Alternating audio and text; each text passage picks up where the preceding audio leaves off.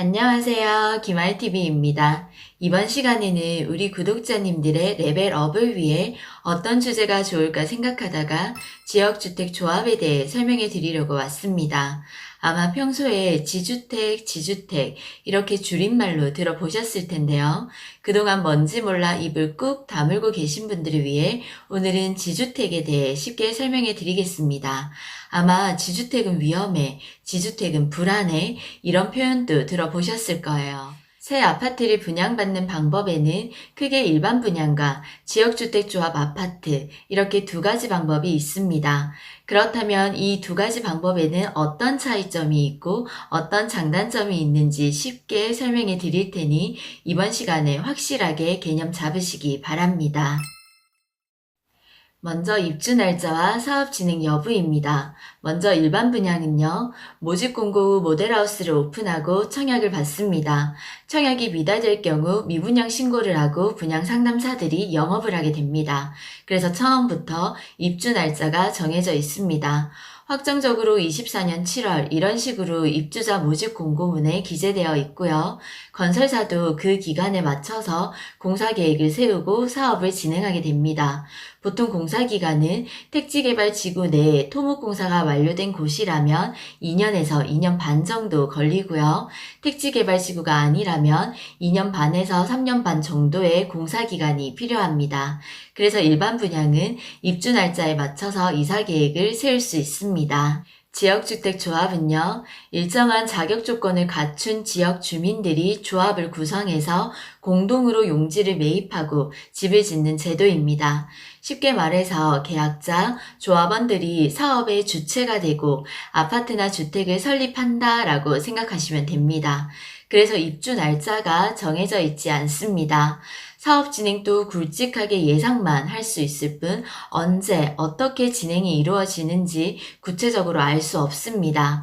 왜냐면요, 조합원이 잘 모집되어야 공사가 진행되는데 만일 조합원 모집이 안 돼서 사업이 지지부진한 상태로 시간만 계속 흐른다면 사업 자체가 진행이 안 될 수도 있습니다.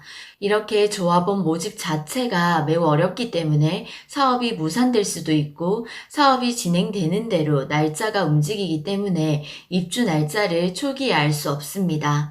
예상 입주 시기보다 늦어질 수 있다는 점, 그래서 지주택은 위험하다는 말이 나오기도 합니다. 다음은 분양가 차이입니다. 일반 분양은요, 입주자 모집 공고문에 분양가가 정확하게 확정되어 기재되어 있습니다. 보통 분양가 얼마, 확정비 얼마, 유상 옵션 얼마 이런 식으로 금액이 확정되어 있기 때문에 추가로 나가는 비용이 없습니다. 반면 지역주택 조합은요, 처음 분양가는 보통 일반 분양가에 비해서 가격이 착하게 형성되는 것이 보통입니다. 그래서 지주택으로 시세 차익을 보시는 분들도 많이 봤습니다. 하지만 처음 분양가가 나온 후 사업이 지지부진해져서 입주까지 공사 기간이 길어지게 된다면 추가 분담금이 생길 수 있습니다. 토지 매입으로 인해서 혹은 토지 승낙서나 토지 소유권 확보 등 여러 가지 사유로 인한 사업 지연으로 추가 분담금이 발생할 수 있다는 거 꼭 염두에 두시고요. 이때 추가 분담금이란 입주 시 조합원이 평형대별로 금액을 나눠서 추가로 납부하게 되는 금액입니다. 그래서 최초의 분양가가 얼마라는 이 금액은 확정된 금액이 아니기 때문에 입주 시 추가로 분담해야 되는 추가 분담금이 나올 수 있다는 것을 염두하시고 자금 계획을 세우셔야 합니다. 그래서 지주택 아파트를 투자로 진행하시는 분들을 보면 사업의 지지부진한 진행으로 계속되는 추가 분담금이 발생해서 실패하시는 분들도 있고요. 반면 생각보다 많은 시세 차익을 거두면서 지주택 아파트만 투자하시는 분들도 봤습니다. 그래서 현장 조사를 꼭 잘 해보시고 판단하시기 바랍니다. 다음 세 번째 계약금 비율입니다. 일반 분양의 경우 보통 분양가의 10%가 통상적이고요. 간혹 20%인 곳도 있지만 분양가의 10%가 많습니다. 그래서 초기에 들어가는 비용이 상대적으로 작습니다. 하지만 지역주택 조합의 경우 보통 분양가의 20%를 납부하게 됩니다. 그래서 초기에 들어가는 비용이 크다는 것도 염두에 두시면 좋겠습니다. 다음은 당첨 가능성입니다. 일반 분양하는 아파트일 경우 특별공급, 일반공급 1순위, 2순위로 진행되고요. 당첨이 되어야 계약을 진행할 수 있습니다. 인기가 많은 지역이라면 경쟁률이 높아서 당첨 가능성은 그만큼 떨어지겠죠.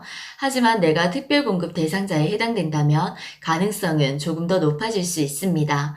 이 부분은 기말TV 채널에 자세하게 설명해둔 영상이 많으니 꼭 참고하시기 바랍니다.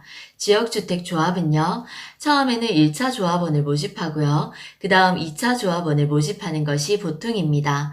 그냥 모델하우스의 선착순으로 가서 계약을 하면 되기 때문에 당첨 가능성은 아주 높습니다. 다음은 동호수 당첨을 비교해 보겠습니다. 일반 분양은요, 청약을 신청한 사람들 중에 가점제와 추첨제를 통해서 당첨자를 선정합니다. 그 당첨자들을 상대로 무작위로 동호수를 배정합니다. 그래서 내가 어느 동에 어느 층에 당첨될지는 아무도 모릅니다. 한마디로 운이 좋으면 로얄동, 로얄층에 당첨되는 것입니다.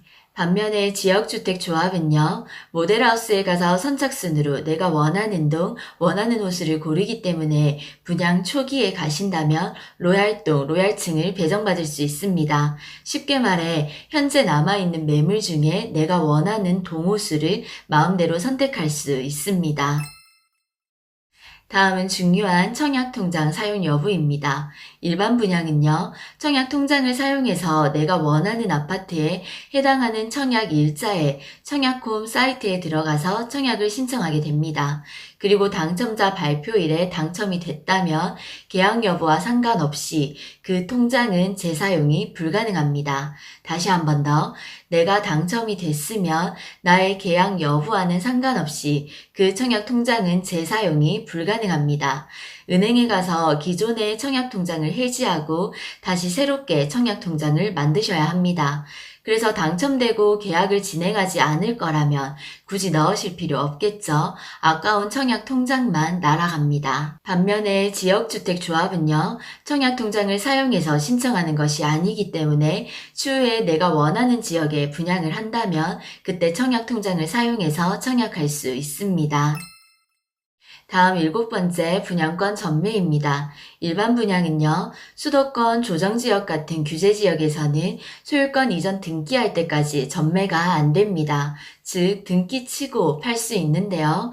하지만 비규제지역 같은 경우에는 전매 제한 기간이 지나면 일정한 정해진 기간만 지나면 전매가 가능합니다.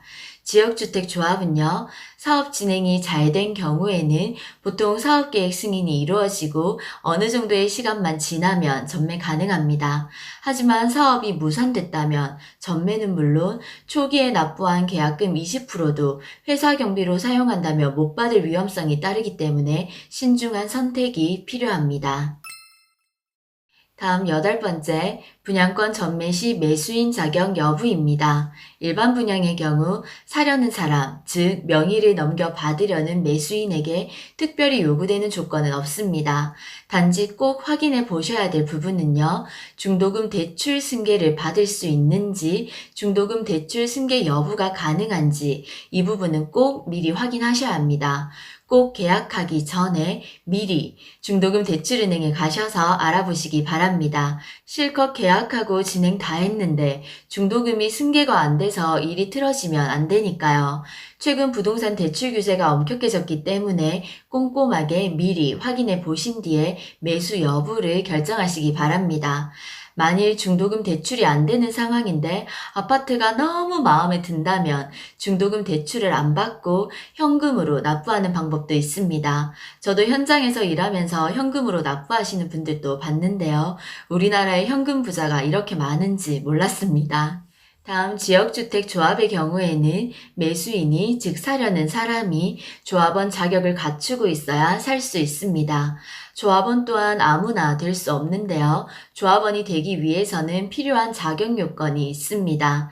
다음 알려드리는 3가지 자격 요건을 전부 갖추어야 하기 때문에 조금 까다롭습니다. 먼저 첫 번째 거주지 요건입니다. 조합 설립인가 신청일 기준으로 해당 도에서 주민등록상 6개월 이상 거주한 자여야 되고요. 다음 두 번째 세대주 요건입니다. 조합 설립인가 신청일 이전부터 계속 세대주인자, 그래서 세대원은 구입할 수 없습니다. 그리고 세 번째, 주택수 요건입니다. 조합 설립인가 신청일부터 계속 무주택이거나 전용면적 85제곱미터 이하의 주택 또는 분양권은 1개까지 소유한 자는 가능합니다. 조합원 자격에 대해서 조금 미심쩍은 부분이 있다면 꼭 조합원 사무실에 방문하셔서 본인이 자격이 되는지 미리 확인해 보시고 진행하시기 바랍니다.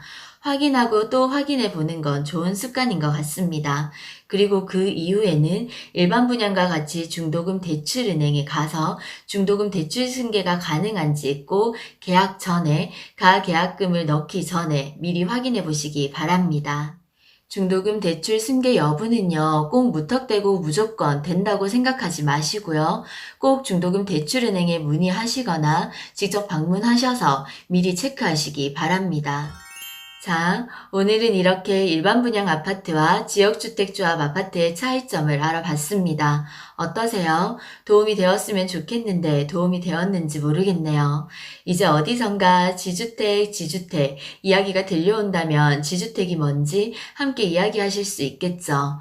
우리 구독자님들이 설명도 해줄 수 있으면 더 좋겠네요. 오늘 알아본 이 두 가지 유형은 절차면에서 많은 차이점이 있지만 내 집 마련이라는 목적은 동일합니다. 그래서 현재 주거계획을 세우고 계신 구독자님들은 반드시 현재 상황에서 무엇이 더 적합한지 잘 따져보시고요. 요즘은 지역주택조합도 성공적으로 건축되는 곳이 전국적으로 많이 생기고 있습니다. 그래서 여러모로 장점과 단점을 잘 파악하셔서 각자의 상황에 맞게 가장 좋은 선택을 하시기 바랍니다. 그럼 이번 영상은 여기까지 하겠습니다. 끝까지 들어주셔서 감사합니다. 저희는 다음 시간에 또 만나요. 꼭이요.